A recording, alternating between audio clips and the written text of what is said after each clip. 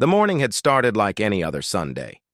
Sunlight spilled lazily across the kitchen floor, birds chirping outside as if nothing could disturb the fragile calm of the house.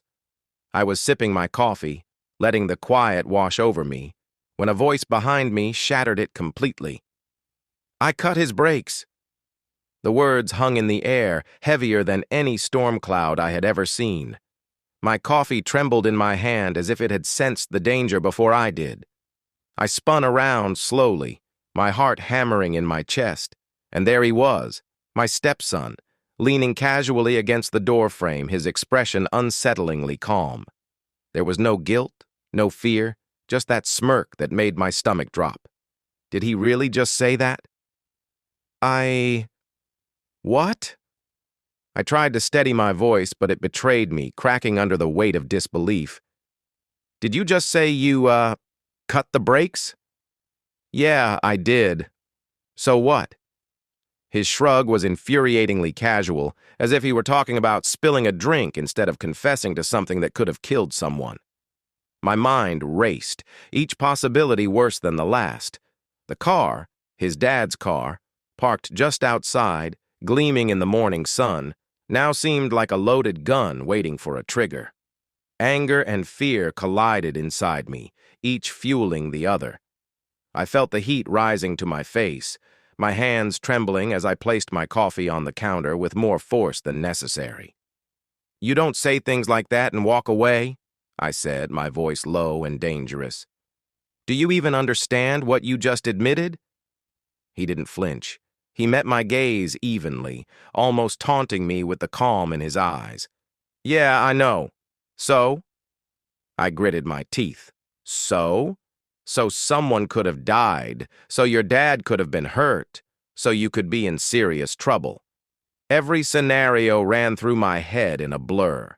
I had to act. There was no time to think, not when a car could be turned into a weapon in the hands of a reckless teenager. I grabbed my keys before he could react and stepped outside, my boots crunching on the gravel driveway. The black car gleamed innocently under the sun, but I knew the truth. It wasn't just metal and tires anymore. It was a symbol of irresponsibility, of danger, of a secret that could destroy trust in seconds. "We're going to his dad," I said, my voice sharp, leaving no room for argument. He didn't move. His casual smirk deepened. "You're not seriously going to tell him about this, are you?"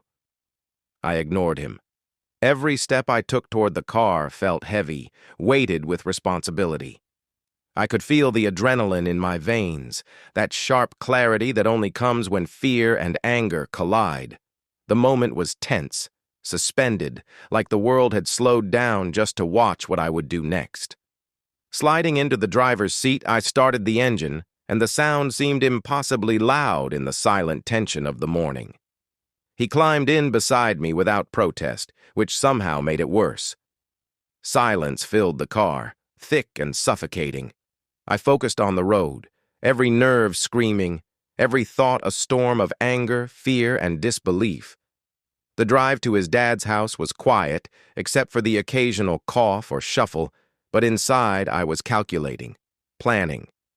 This wasn't about revenge, at least not yet. It was about confronting the truth, about making sure he understood that actions have consequences. And I could already feel the tension building inside him, the cracks in his calm facade beginning to show. When we arrived, the moment felt suspended, like the world was holding its breath. I opened the door, stepped out, and turned to face him. "He needs to know everything," I said. My voice was low, almost a whisper, but it carried more weight than I could imagine. His eyes darted, the smirk fading just enough to see the flicker of fear. From the driveway, I could see his dad approaching, oblivious to the storm that was about to hit. My heart pounded in my chest, each second stretching, dragging me closer to the confrontation that would change everything. The air was electric, thick with tension, charged with the inevitable collision of honesty, fear, and consequence. And then it began. The front yard felt unnaturally quiet as we approached the house.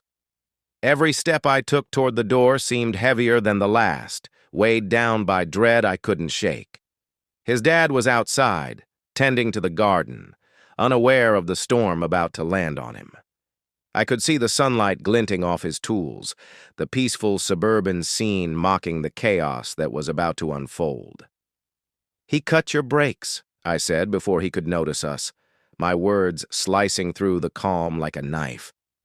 His dad froze mid-reach, trowel still in hand, staring at me as if I'd just lost my mind. "What did you say?" His voice was cautious, hesitant, a mixture of confusion and disbelief. "He said it," I said, my tone sharp, almost brittle. "He admitted it himself. I heard him. He cut your brakes." For a moment, I thought he wasn't going to react. His eyes widened, and I could see the color drain from his face as the reality sank in. He dropped the trowel, his hands trembling slightly as he turned toward his son, who was standing there with that same smug, careless expression from the morning. "You did what?" His dad's voice was low at first, barely controlled, and then it cracked into anger, sharp and dangerous. "Explain yourself. Now." The boy's smirk faltered, just enough to see the shadow of fear creeping in. I didn't mean..." "Didn't mean?" His dad's words were like thunder. "You didn't mean to endanger my life, my car, yourself?" His eyes bore into him with a force I had never seen before, the kind that makes even the most fearless teenager shrink back. I was just joking," the boy blurted, desperation rising. "I didn't actually—" But his father wasn't listening. He took a step closer, fists clenched, and I could feel the tension rising in the air like electricity before a storm. "Joking," he repeated, his voice low, deadly. "Do you know what could have happened? One wrong move and one accident? You're playing with lives, not games." I stepped back slightly, letting him take the lead, because the confrontation was his as much as it was ours. Yet I couldn't stop thinking about how easily this could have ended in tragedy. A split second could have been the difference between a scraped bumper and a hospital bed. The boy's face turned pale, and the arrogance was gone, replaced by panic. He looked at me, silently begging for intervention, but I didn't move. This was his lesson. He needed to understand the weight of what he had said and done. His dad's eyes narrowed, scanning the car parked at the end of the driveway, and I could see the storm brewing in his mind. He turned to me, a flicker of gratitude mixed with worry. You heard him say it?" I nodded. I did. I didn't want to believe it either. But he said it. And I had to bring it to you before something happened. The father's hands ran through his hair, a sharp inhale escaping him as he tried to process. "We need to check the car," he said finally, voice tight with controlled panic. "I need to see if it's safe." I opened the door, gesturing for him to come closer. He stepped forward with me, the boy trailing nervously behind. As we approached, I could see the tension in the boy's shoulders, the way he avoided our eyes, the way he finally realized that no one was joking around anymore. "Show me what you did," his father demanded, his tone leaving no room for excuses. I didn't actually touch it," the boy stammered, panic now breaking through the surface. I said it. I thought you'd get scared. I didn't do anything." The weight of silence fell over us. For a moment, I felt relief, and then frustration. Relief that the brakes hadn't been tampered with. Frustration at the audacity of the confession. "Do you understand," I said slowly, "that words alone can create danger? You don't get to joke about this?" The father's gaze never left him. "You're lucky nothing happened. You're lucky I didn't call the cops before even talking to you. Do you understand that?" The boy's eyes filled with tears, a mix of fear and guilt, the arrogance stripped away in seconds. He nodded shakily. Yes, I understand." But the tension didn't fade. The conversation that followed was more than just a lecture. It was an unearthing of trust, respect, and fear. We argued, we yelled, and we tried to untangle the emotions that had built up over years of blended family dynamics. Every word weighed heavier than the last, every sentence a reminder that one careless act, even just words, could threaten everything. Finally, the father turned to me, exhausted but resolute. "Thank you for bringing him here. I don't know what I would have done if I hadn't known." I nodded. It had to be done. Someone had to stop this before it went too far. And as we stood there, the boy shrinking into himself, I realized something. This wasn't just about brakes, or cars, or fear. It was about boundaries, about trust, about the thin line between safety and disaster. And it was a lesson that would echo in our FEOA. The house felt smaller somehow after that confrontation. Every corner seemed to hold echoes of anger and fear, shadows of what could have happened if the brakes had truly been tampered with. I could feel it in the air. The tension didn't dissipate.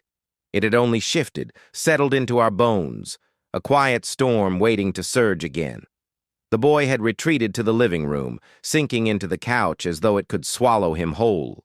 His father stood rigid in the kitchen doorway, arms crossed, jaw tight, eyes still flashing with the storm of anger that had erupted moments before. And I was caught in between, both relief and dread battling inside me. Relief that no accident had happened. Dread because the lesson had just begun. "You need to understand something," his dad said finally, his voice low but deadly serious, every word sharp as glass. "This isn't just about jokes. This isn't just about scaring someone. You threatened my life, my car, our family's peace. Do you get that?" The boy swallowed hard, nodding quickly. I get it. I'm sorry, I really am." "Sorry?" His father's laugh was harsh, cutting through the tension like a knife. "Sorry doesn't fix fear. Sorry doesn't undo risk. Sorry doesn't make you trustworthy." I watched silently, knowing that any word I offered would only dilute the power of his father's presence. The boy's gaze flicked toward me briefly, silently pleading for intervention, but I stayed quiet. This was his reckoning, his reality. The conversation shifted after a few minutes, from anger to consequences. His dad made it clear, grounding was only the start. No privileges, no unsupervised driving, no access to the car for months. And worst of all, he had to face the humiliation of explaining himself fully. Not just to me, not just to his father, but to the family, to anyone who had been unknowingly placed in danger by a careless word. "I don't know if you understand," his father said, his voice almost a growl now. "The kind of damage words can do. You think it's a joke, but it isn't. One slip, one tiny action, and life changes forever. You need to feel that weight, not just hear it." The boy's shoulders slumped. His rebellion, once so strong, had dissolved into a fragile, trembling shell. I could see the gears turning in his mind, the realization that authority, responsibility, and fear are not things to be taken lightly. We left the house after hours of tense conversation, but the road home was quiet in a different way than the drive there. No one spoke, yet the tension wrapped around us like a blanket too tight to escape. I stole glances at him. There was no smugness now. No bravado, only the stark, raw fear of a teenager realizing just how close he had come to disaster, and how close he had brought the rest of us with him. When we pulled into the driveway, I finally turned to him. "Do you understand why this matters?" I asked, my voice calm but firm. He nodded, voice barely above a whisper. "Yeah, I understand. I shouldn't have said anything." "You didn't just say something," I corrected, letting the weight of the words settle. "You made a choice, and choices have consequences. You'll carry this with you longer than any grounding, longer than any punishment. Remember that." He stayed silent, but his eyes said everything. The spark of defiance had dimmed, replaced by the heavy understanding of responsibility. And in that silence, I realized the lesson was working. But even as the tension eased slightly, the aftershock began to ripple outward. Whispers of the morning's events had already started to leak into the neighborhood, into family groups, into conversations that would not remain private. Social media, of course, was merciless. One careless statement about cutting brakes spread faster than wildfire, opinions flew, judgments were made, and suddenly our private family crisis had become a public spectacle. I watched him scroll nervously through his phone, seeing the reactions, feeling the shame and embarrassment that no lecture could ever truly teach. The humiliation was real, visceral, and public. His father caught my eye, a silent acknowledgement passing between us. This was not over, not even close. And yet, amidst the chaos, I felt a strange clarity. Fear had a way of teaching lessons that lectures never could. Responsibility was a weight that couldn't be shrugged off. And sometimes the only way to make someone understand the consequences of their actions was to let them face them head-on, unfiltered, uncompromising, and unforgettable. By the time night fell, our house was quiet again, but the tension lingered, like smoke from a fire that refused to die. I knew this wasn't the end of the story. There would be more arguments, more confrontations, more testing of boundaries. And somewhere deep inside, I knew that when the next storm came, we would be ready. Or at least, we'd try to be. The boy sat alone in his room, staring at the ceiling, replaying every word, every look, ever. Night had fallen over the neighborhood, but our home still buzzed with the echoes of that day. Inside, it felt as if the walls themselves remembered every word, every glare, every trembling heartbeat. The boy sat quietly in his room, staring at his phone, replaying what had happened. Messages, notifications, and whispers of judgment had already begun circulating. Social media had picked up fragments of the morning's confession. Someone in the neighborhood had overheard, someone else had shared it online, and suddenly our private nightmare had become a public spectacle. His father paced the living room, the earlier storm of anger replaced by a controlled, simmering intensity. Every once in a while, he would pause, look toward the driveway, and shake his head, muttering under his breath about responsibility, consequences, and trust. I sat across the room, arms crossed, silently observing. There was no need for words right now. The gravity of the day had spoken for itself. A notification pinged on my phone. I glanced at it and froze. News outlets, neighborhood forums, even a local morning show had picked up snippets of what our stepson had admitted. "Local teen claims to cut brakes of father's car," the headline read. My stomach twisted as I realized just how quickly a private mistake had become a public spectacle. The boy's face paled when he saw the notifications. I didn't mean for this to get out," he whispered, voice barely audible. "I know," I said quietly, leaning forward. "But that's the point. Actions, and even words, have consequences beyond what you can control. This is part of learning responsibility. This is the real world. And today you've had a very stark introduction to it." His father's eyes locked on him. "Do you understand why this matters? Not just to us, not just in this house, but everywhere? You've put your name out there. People are watching. People are judging. You need to own that, or it will own you." The boy swallowed hard, tears brimming, as the weight of shame and fear finally settled on his shoulders. He nodded, unable to speak, but the message was clear. He had learned something no lecture, no grounding, no scolding could teach him alone. This was a lesson written in fear, regret, and the piercing light of public accountability. I watched silently, reflecting on what had brought us here. The morning had been terrifying, but it had also revealed the raw power of vigilance and consequence. Without stepping in when I did, without confronting the confession head-on, who knew what might have happened? The thought alone made my stomach churn. Outside, the night deepened, but the ripple effect of the morning's events had already begun. Messages from neighbors, concerned friends, and even distant family members poured in, each reaction adding weight to the reality the boy now faced. Some were shocked, others angry, and a few even sympathetic. But none were indifferent. And through it all, one truth remained undeniable. Every action, every word, and every decision carried consequences that extended far beyond our home. The boy finally looked up at us, his voice shaky but steady. I understand now. I get it. I won't joke about things like this again.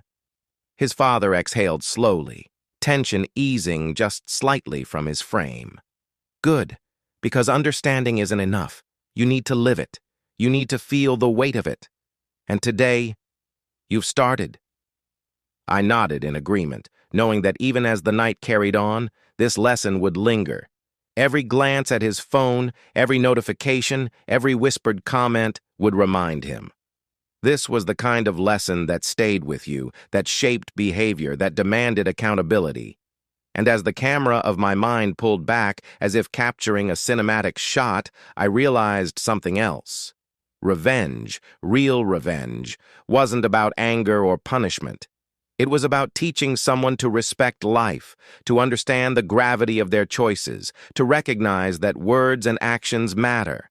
And today, through fear, responsibility, and a touch of public exposure, that lesson had been delivered. To anyone watching this story unfold, I want you to pause and think. What would you have done in my place? Would you have confronted the confession head-on, or let it slide? Could a careless word ever carry consequences this real? I want to hear your thoughts. Drop a comment below and share your opinion, because this story isn't just about one family. It's about all of us and the power of responsibility. And if you want more explosive, dramatic, real-life stories of family conflict, shocking confessions, and the lessons that follow, make sure to subscribe to Roots of Revenge. Hit that like button, comment your thoughts, and stay tuned, because every week we dive into the moments where trust, fear, and revenge collide, and the results are always unforgettable.